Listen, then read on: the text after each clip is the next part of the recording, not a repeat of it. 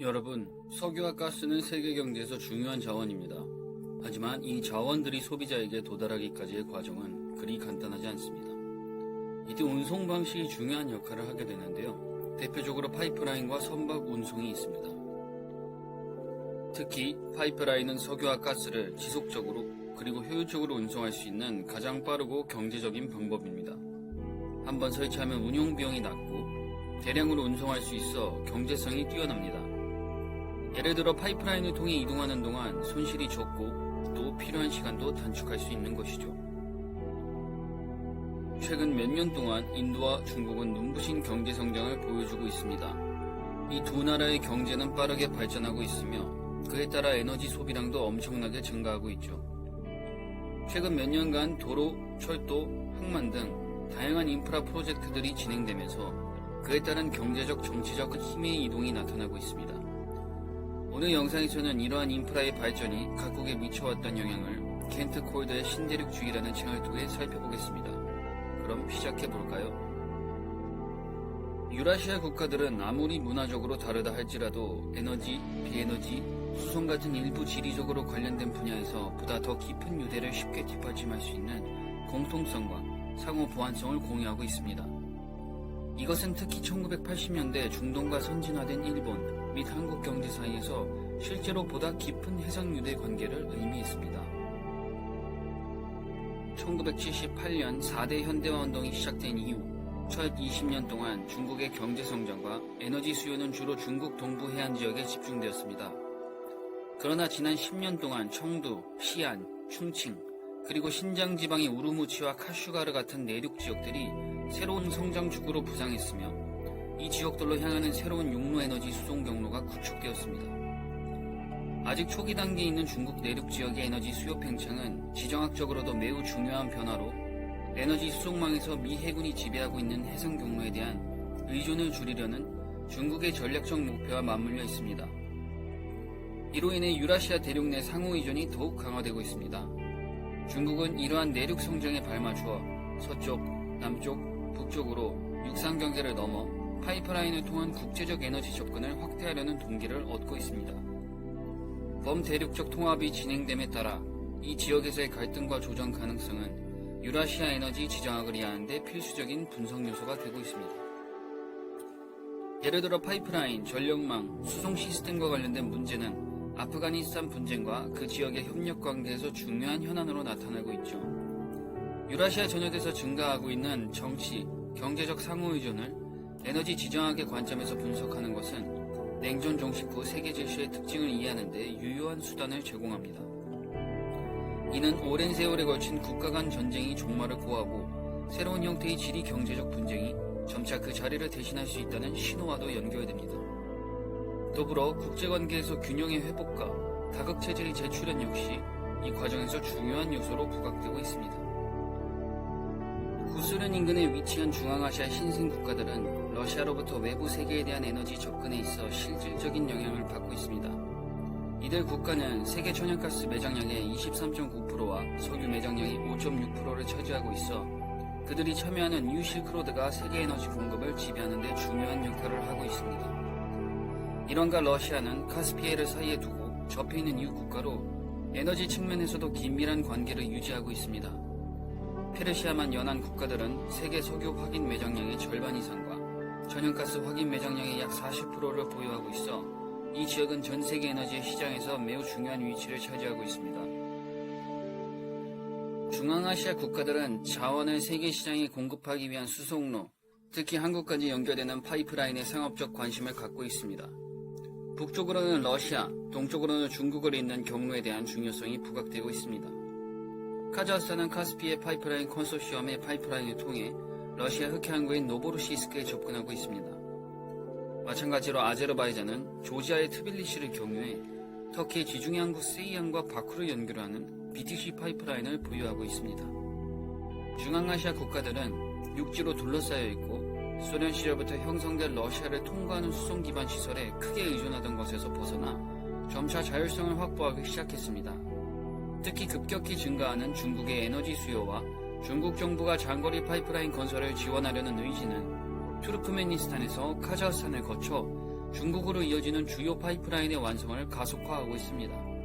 이러한 동쪽으로의 선택은 중앙아시아 국가들이 러시아에 대한 의존을 크게 줄이는 데 기여할 것입니다. 중동의 석유와 천연가스가 동쪽으로 이동하려면 두 가지 주요 경로가 있습니다. 첫 번째는 페르시아만에서 벗어나 말라카 해협을 통과하는 해상 경로이고, 두 번째는 이란과 파키스탄을 통과하는 육로입니다.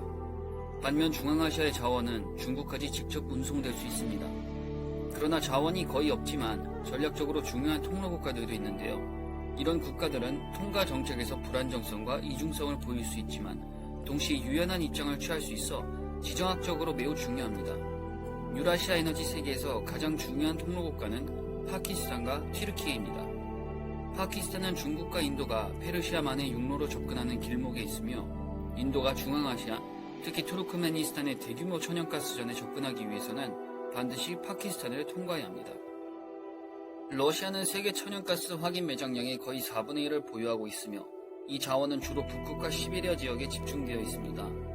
냉전 종식 이후 러시아는 이전의 정치군사적 영향력 대부분을 상실했지만 국제정세에서 중요한 역할을 유지하기 위해 점점 더 에너지 자원에 의존하고 있습니다. 러시아 에너지 자원은 그들의 외교 및 경제적 전략에서 핵심 자산으로 자리잡고 있으며, 이를 통해 러시아는 유라시아와 더 나아가 전 세계에서 중요한 지정학적 플레이어로 남아있을 수 있습니다. 카슈가르는 중국 동부해안과는 물리적으로 매우 멀리 떨어져 있었지만 실크로드의 중요한 중심지 역할을 했습니다. 그러나 오늘날의 카슈가르는 중국 심장부에서 동쪽으로 약 3,200km 떨어져 있으며 문화적, 경제적, 정치적으로도 중국의 지역들과는 크게 동떨어져 있는 느낌을 줍니다. 이 지역의 인구 중 약 82%가 위구르족이며 대부분이 이슬람교를 믿고 있습니다. 카슈가르 주민들의 1인당 소득은 한족이 주로 거주하는 후베이 성이나 저장성의 소득에 미치지 못해 경제적 격차가 상당했습니다. 이러한 요인은 신장과 중국 내 다른 지역 간의 발전 차이를 더욱 부각시키는 요소로 작용하고 있습니다. 중국 정부의 서부 지역 개발로 인해 2004년에 신장 지구의 타림, 차이다무, 오르도스 분지에서 상하이에 이르는 약 4,000km의 1차 가스 파이프라인이 완공되었습니다. 이 서부 개발 프로젝트 덕분에 중국 서부에서 동부 시장에 접근할 수 있는 통로가 열렸습니다. 파이프라인이 신장에 이르게 되면서 투르크메니스탄, 카스피해, 페르시아만과 같은 지역에서 파이프라인을 연결하는 사업도 경제적 타당성을 확보하게 되었습니다. 이처럼 중국과 연결되는 국가 간 파이프라인은 2004년 이후 빠르게 확장되었고, 중앙아시아와 러시아까지 이어지는 중국의 에너지 네트워크는 상상할 수 없을 정도로 빠르게 성장했습니다. 에너지 공급의 안정성을 확보하려는 중국의 노력과 경기부양 정책이 이러한 파이프라인 확장을 촉진하는 중요한 동력이 되었습니다. 중앙아시아의 석유 및 석연가스는 수출 경로는 크게 네 가지로 나눌 수 있습니다.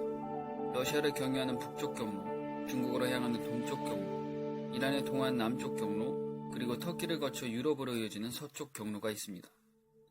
전통적으로 중앙아시아의 자원은 주로 러시아를 통해 수출되었으나 이제 중국을 포함한 다른 경로들이 점차 대안으로 떠오르고 있습니다. 과거 러시아의 가격 인하 요구와 통행료를 징수하는 등 중앙아시아 자원 수출국들에게는 부담이었습니다. 이러한 상황은 중앙아시아의 다국적 에너지 생산기업과 생산 국가들로 하여금 새로운 대안을 모색하게 했습니다. BTC 파이프라인은 중앙아시아 국가들이 러시아의 통제에서 벗어나 유럽 시장으로 자유롭게 에너지를 공급할 수 있는 유일한 경로 중 하나입니다. 이로 인해 중앙아시아의 대러시아 관계에 있어서 매우 중요한 전략적 역할을 하고 있는데요.